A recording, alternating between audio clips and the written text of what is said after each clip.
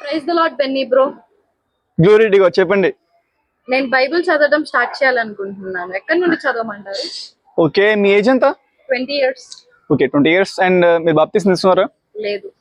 So మీరు age 20, బాప్తిస్మం తీసుకోలేదు కాబట్టి మీరు మీ ఫౌండేషన్స్ క్రైస్ట్ లో స్ట్రాంగ్ ఉండాలి కాబట్టి గాస్పెల్స్ అని స్టార్ట్. మత్తయి సువార్త, మార్కు సువార్త, లూకా సువార్త, యోహాను సువార్త, ఈ సువార్తలన్నీ గట్టి చదవండి. నేను మత్తయి సువార్త ప్రిఫర్ చేస్తాను. మత్తయి సువార్త చదివిన తర్వాత యోహాను సువార్త కూడా చదవండి. యోహాను సువార్త బ్యూటిఫుల్గా ఉంటుంది. తర్వాత బాప్తిసం తీసుకున్న వాళ్ళు కానీ తీసుకోక ఉన్న వాళ్ళు కానీ మీరు చదవాల్సిన పుస్తకాలు ఏంటంటే సామెతలు.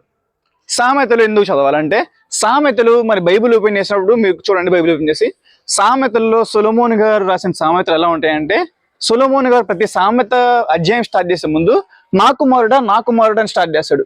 అంటే సొలొమోన్ గారు ఏజ్ని కన్సిడర్ చేసి ఆయన నా కుమారుడు ఎవరంటే తన పిల్లలకు చెప్తున్నాడు. తన పిల్లలు అంటే ఆయన ఏజ్ 40 అలా ఉండొచ్చు అనమాట. 40 yearsకి కింగ్డమ్ సంపాదిస్తాడు. తర్వాత ఆయన పిల్లలు యూత్లో ఉంటారు, యవ్వనస్తులు. కాబట్టి యవ్వనస్తులైన తన పిల్లలకి ఆయన చెప్తున్న మాటలు బ్యూటిఫుల్గా ఉంటాయి.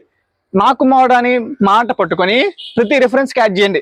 నా కుమారుడా వాక్యంలో స్థిరంగా ఉండు, నా కుమారుడా నీ హృదయం భద్రంగా కాపాడుకో, నా కుమారుడా అంటే ఇలాగా యవ్వనస్తుల కోసం స్పెసిఫిక్గా సొలొమోన్ గారు రాసిన సామెతలు. కాబట్టి యవ్వనస్తులైన వాళ్ళు మీరు తప్పకుండా సామెతలు చదవాలి, సామెతలు అర్థం చేసుకోవాలి.